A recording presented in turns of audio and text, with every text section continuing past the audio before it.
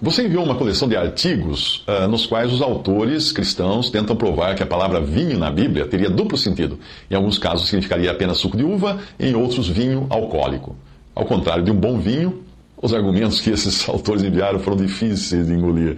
Hoje nós só conseguimos beber suco de uva em qualquer época do ano porque ele é pasteurizado. Um processo inventado por Louis Pasteur. Portanto, pode até ser que os judeus bebessem suco de uva, mas isso só acontecia num breve período após a colheita, já que não tinham refrigeradores e nem conheciam a pasteurização. Qualquer suco de uva guardado por uma semana irá fermentar e acabará virando um tipo de vinho, ou então vai criar mofo e vai ficar impróprio para o consumo. A questão do vinho alcoólico, que geralmente é levantada por autores norte-americanos, é uma consequência da cultura daquele país. Quando adolescente, eu morei por um período na casa de uma família norte-americana e frequentei a high school da minha cidade, equivalente ao colegial daqui. Os garotos e garotas costumavam me convidar para sair à noite de carro para ir até o estado vizinho, onde a lei era mais branda e bebidas alcoólicas eram vendidas a maiores de 18 anos. No estado onde eu morava, era 21 o limite. Lá, então, um dos garotos saía do carro, ele tinha 18 anos, ele comprava garrafas de vinho, depois eles estacionavam no matagal e ficavam se embriagando dentro do carro. Eu nunca aceitei o convite deles, porque além de ilegal e passível de prisão, eu achava aquilo uma verdadeira idiotice. A questão é que aquilo que para eles tinha a emoção de assaltar um banco, pois a cultura americana da época não deixava nem as crianças beberem café por ser estimulante, para mim era uma banalidade. Eu tinha sido criado num lar onde meu pai, como bom filho de italianos, mantinha um garrafão de vinho sangue de boi, ao pé da mesa. E sangria de vinho era o refresco da minha infância. Mesmo assim, eu nunca vi meu pai embriagado e eu mesmo só me embriaguei uma vez no centro de faculdade para ver como era a sensação, que eu achei tão horrível que nunca mais eu quis experimentar. O próprio Jesus se refere a si mesmo como alguém que comia e bebia, e a crítica que faziam dele só pode indicar que ele estivesse se referindo a beber vinho. Mateus 11:19, veio o Filho do Homem comendo e bebendo e dizem, eis aí um homem comilão e beberrão, amigo de publicanos e pecadores. Veja que quando o salmista fala das coisas que Deus faz, o vinho está incluído como algo que o próprio Deus faz, para alegrar o coração do homem, ao lado do azeite e do pão. Salmo 104, de 13 a 15, ele rega os montes desde as suas câmaras, a terra farta-se do fruto das suas obras, ele faz crescer a erva para os animais e a verdura para o serviço do homem, para que tire da terra o alimento e o vinho que alegra o seu coração. Ele faz reluzir o seu rosto com azeite e o pão que fortalece o seu coração. Será que alguém é ingênuo o suficiente para ler nessa passagem e o suco de uva que alegra o seu coração? Será? A exortação para a celebração da ceia do Senhor era que se controlassem para não ficarem embriagados. Uma demonstração que não faria qualquer sentido se a ceia fosse celebrada com o suco de uva. 1 Coríntios 11:21. Porque comendo cada um toma antecipadamente a sua própria ceia, e assim um tem fome e o outro embriaga-se. Então não era suco de uva que eles serviam na ceia. Quando a Bíblia fala da embriaguez causada pelo vinho, ela o faz em referência ao Espírito Santo, que deve ser, este sim, a fonte de alegria do cristão e o seu estimulante. Efésios 5:18, não vos embriagueis com vinho em que há contenda, mas enchei-vos do Espírito. Se eu tentar trocar isso tudo por suco de uva, não vai funcionar. Não vos embriagueis com suco de uva em que há contenda. As passagens perderão completamente o sentido. Além disso, o próprio primeiro milagre de Jesus se tornaria um motivo de gozação. Quem iria celebrar uma festa de casamento servindo suco de uva? E qual mestre-sala iria elogiar o segundo suco de uva como sendo melhor que o primeiro refresco?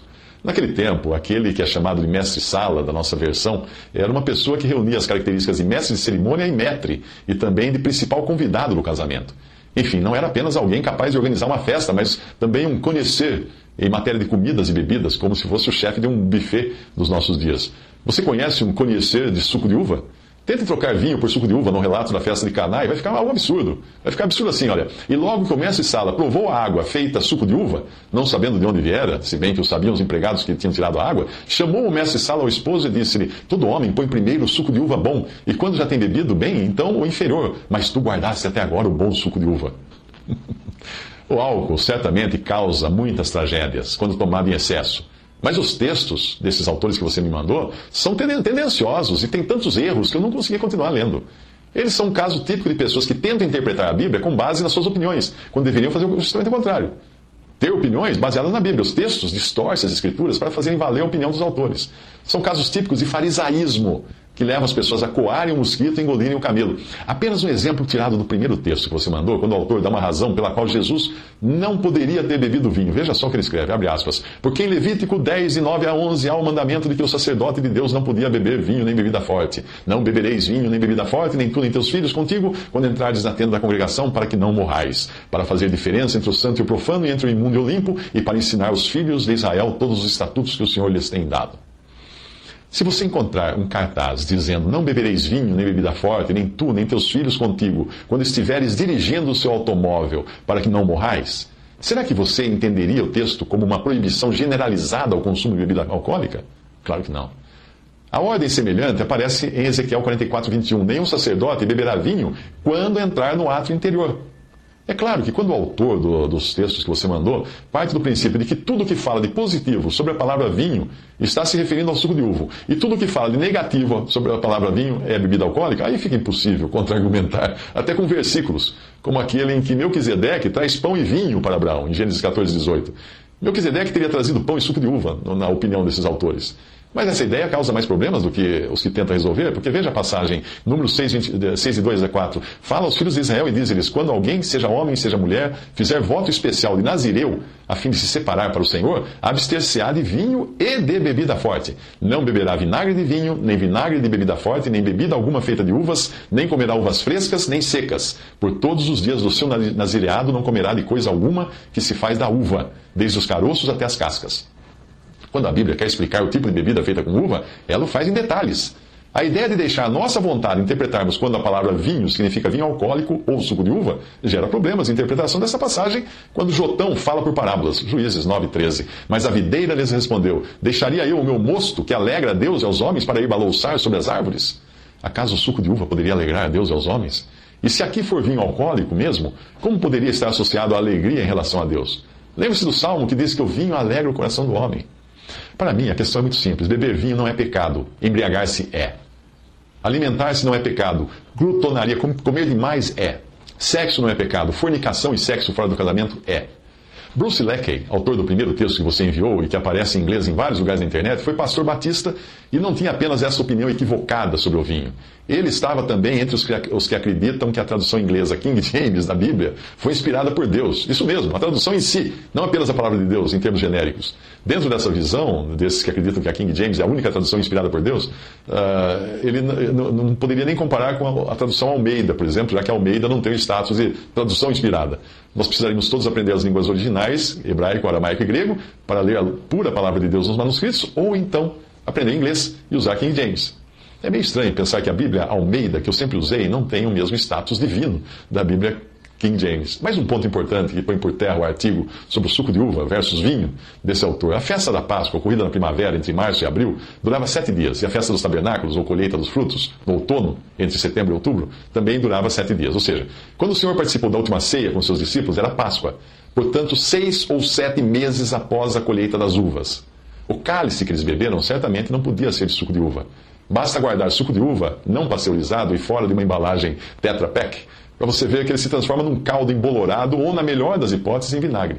Deuteronômio 16:13-15. A festa dos tabernáculos celebrarás por 7 dias, quando tiveres colhido da tua eira e do teu lagar, e na tua festa te regozijarás, tu e teu filho, e tua filha, teu servo e tua serva, e o levita, e o peregrino, o órfão e a viúva que estão dentro das suas portas. 7 dias celebrarás a festa ao Senhor teu Deus, no lugar que o Senhor escolher, porque o Senhor teu Deus te há de abençoar em toda a tua colheita, em todo o trabalho das tuas mãos, pelo que estarás de todo alegre. E Lucas 22:13-18 foram, pois, e acharam tudo como lhes disseram, e prepararam a Páscoa.